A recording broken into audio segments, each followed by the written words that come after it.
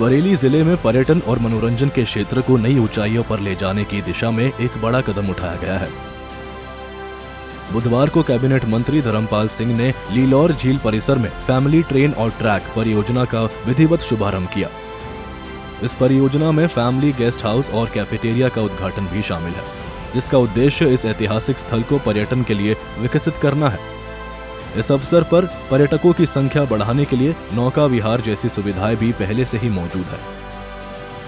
कार्यक्रम के दौरान मंत्री धर्मपाल सिंह ने कहा कि यह परियोजना बरेली जिले के सौंदर्यीकरण और पर्यावरण संरक्षण की दिशा में एक महत्वपूर्ण पहल है। उन्होंने बताया कि लीलौर झील परिसर को जिले का प्रमुख पर्यटन स्थल बनाने के लिए सरकार निरंतर कार्य कर रही है।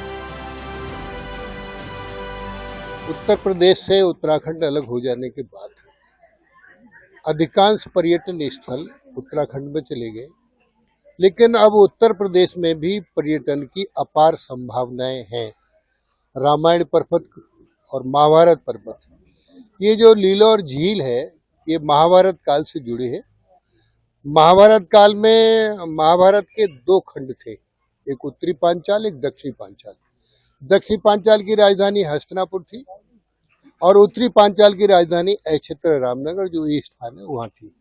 यहाँ अज्ञातवास के समय पांडवों ने यहाँ परवी ली और परवी लेने के समय, परवी यहाँ गांव की भाषा में प्यास को कहते हैं।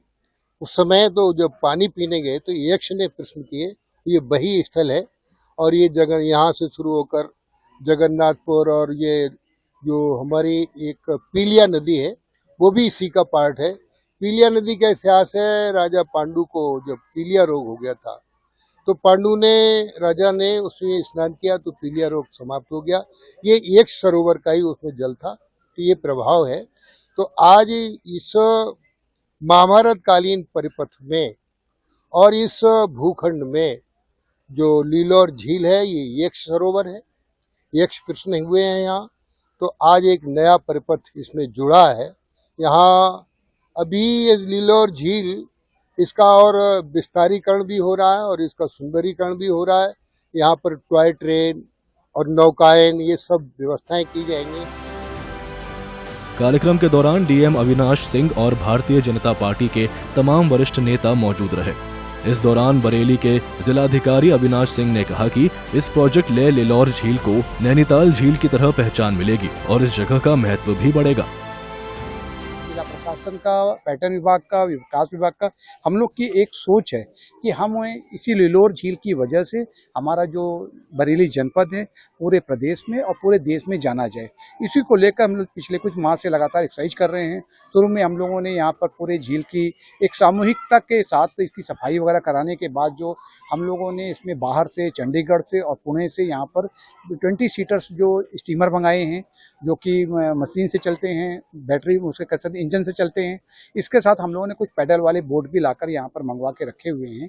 इसके साथ चूंकि यहाँ पे लोग आ रहे हैं बड़ी संख्या में, तो उनके ठहरने के लिए आज यहाँ पर एक शुभारंभ हुआ है जो गेस्ट हाउस के निर्माण का, एक वहाँ पर बैठने के लोगों के लिए जगह का, और इसके साथ जो छोटे बच्चे होते हैं, जो फैमिली वाले लोग यहाँ पर आते हैं, उनके लिए यहाँ पे एक फैमिली ट्रेन, टॉय ट्रेन का शुभारंभ किया गया है, जो पूरे झील की तरफ चारों तरफ जो है, जो उसमें ट्रैक बना हुआ है, उस पर चलकर इन लोगों को यहाँ पर इस झील का जो सुरम्य दृश्य है उसके दर्शन कराएगी।